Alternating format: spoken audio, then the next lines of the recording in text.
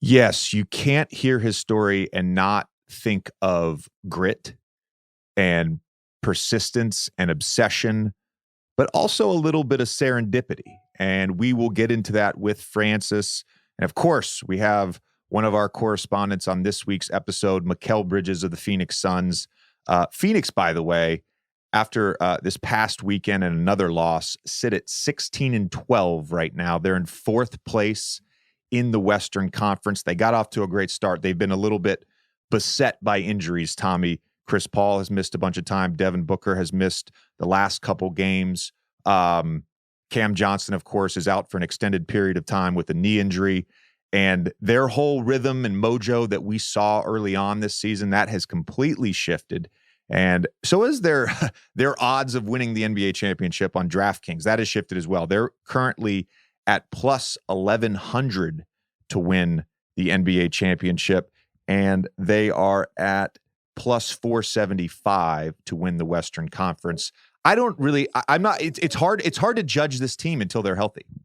But doesn't it feel like a pretty good bet? It feels like this is a team. You're totally right. It's hard to judge them until they're healthy, and we don't know what we have with them, and them losing. And we're going to get into the Pelicans stuff. We talked about it a bunch on Monday, but them losing twice to a really good Pelicans team is not necessarily representative of what the Suns are going to look like a month or two from now. Of course, BI missed those games. Devin Booker missed the second game on Sunday with an injury. And then they had a follow-up loss after that. The Pelicans, though, we touched on them for an extended period of time in our weekly Old Man and the Three Things, which is available exclusively on Amazon Music. We spent about 10 minutes talking about them on Monday's show. It's fascinating how good this team has become so quickly, whether that has to do with the confidence they gained from their play-in wins last season, getting to the playoffs, and then a really hard-fought series against the Suns.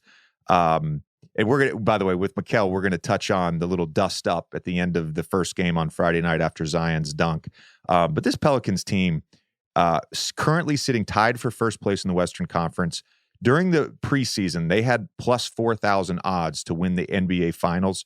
They're currently at plus 1,800. I'm not going to lie, Tommy. I'm not going to lie. I got on the app earlier today, and I thought to myself, who do I love in the Western Conference? And you know who I love. I love the Grizzlies, and I love the Pelicans. The Grizzlies currently sitting at plus 1,600. I thought to myself, let's take a flyer, a little bit of action on that. But the Pelicans, to me, are one of the deepest, strongest, most versatile teams in the NBA. We've talked about this with Larry Nance. They can play small. They can play big. With Jonas, they can play drop coverage. They can switch with Larry. Zion has been tremendous defensively. There's a lot to like with this Pelicans group. So one question about the Pelicans I have for you that we did not talk about really on Monday is, where they can still grow from an upside potential. And the two things I wanted to mention, we talked a little bit about BI's injury. They said today he's going to be out for another 4 games at least. So he's probably going to be out for another week or two.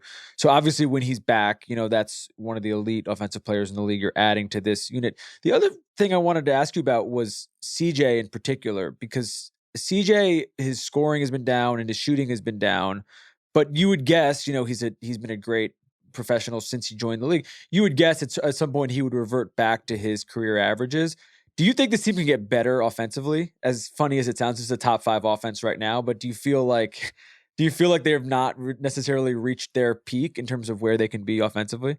I actually do, and I'm glad you brought up CJ and BI, because if you look at their offense and who they're going to play through, and especially in the last 7 to 8 games, particularly with Zion bringing the ball up the court much more frequently, driving the ball more frequently, like he's going to be the primary guy in the half court. I thought at the beginning of the season, some of it was that Zion was in and out of the lineup, BI in and out of the lineup. The pecking order sort of hadn't been figured out with that team, and that group that finished last year's playoffs had to figure out how to play with Zion. He got off to a little bit of a slow start, and now you can sort of make an argument that Zion is an MVP candidate, right? We brought this up on Monday when we talked about MVPs, and you are a proponent that winning matters, and what Zion is doing, especially on both ends of the floor, is impacting winning. He's currently at plus 2,000 odds. 5% of all bets on Zion to win MVP are on Zion. That's 7th overall. So still a little bit of wiggle room for him to sort of improve his odds. I think he's outside the top tier in that.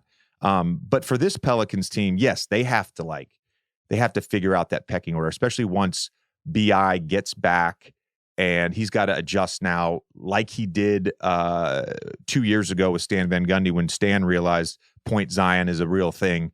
BI had to adjust to that, right? And so the three of them figuring out how to all play together, take their turns, know when it's their time to be the primary guy. That's a big component, Tommy, of their offense improving even more. I have another Zion question for you. We talked about point Zion a little bit on Monday, but Chris Herring from Sports Illustrated wrote a great thing about the Pels this week. He emphasized Zion playing center way more than he has in the past, but then he also wrote about the most prolific players in the league at creating on-ball advantages.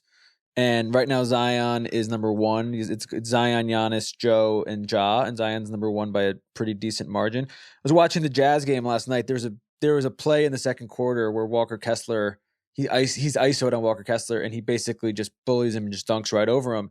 You've played with him. You've practiced with him. You've played with him. What are defenders supposed to do when you have him, when he's playing like this and he's ISOing you? Like, what exactly are you supposed to do? I love when you ask this question. Size? There's a reason Zion Williamson is one of the best players in the world. There's nothing you fucking can do, Tommy, one-on-one. You know this. It's like, what are you going to do with Jason? One-on-one, not a lot. It's up to that secondary defender. Fine. I mean, that's fine. But that's fine. But you're a competitor. So well, of course, there's something Zion's one of those guys where even if you say like, all right, I'm not gonna let him get to his left hand, motherfucker, he's gonna figure out a way to get to his left hand. Like he's that good. He plays bully ball. Once he gets you on his shoulder or on his side, you're dead meat. Like there's nothing you can do. His handle, his quickness, his burst of speed, like it's what makes him great. And this is why great players need secondary defenders to help the primary defender. Him ISOing Walker Kessler, as good as Walker Kessler is, I think he leads all rookies in total blocks. Like as good as he is as a defender, he's got no shot at ISO against Zion. Not many people do. And that's what makes great players great, Tommy. The one other thing before we go, we should bring up your favorite stat, Raptor, which I've become obsessed with as well. Zion right now is 20th in Raptor, and our boy Jose Alvarado is 23rd. You got a guy coming off the bench who is in the top 25 in this particular stat. I think it tells you a little bit of why they are where they are. Yeah, I'm so glad that you're coming around to analytics and advanced stats. I really am. One thing I just want to toot my own horn on, by the way. One thing I want to toot my own horn on. Beginning of the year, DraftKings, of course, has win totals, the over-under for win totals. And the Pelicans, I highlighted this in our newsletter. The Pelicans were at 44.5, and I thought that was egregiously low. And I was like, take the over. All right. They currently have the third best odds in the NBA to have the most regular season wins in the league. Like, think about that. And this team was one of those, I guess you could call it dark horses to have a really good regular season. It remains to be seen how deep of a playoff run they can make or whatever. But it's rare that a team, people talk about teams making jumps and teams making leaps and groups, forming a dominant team. And this team has done that. Brought up Zion, by the way, playing 5. I look at a playoff series, him engaged defensively, depending on matchups, a lineup of CJ McCollum, Trey Murphy, Herb Jones, Brandon Ingram, Zion Williamson. Give me that for stretches of time. Give me that lineup. I'm excited about that.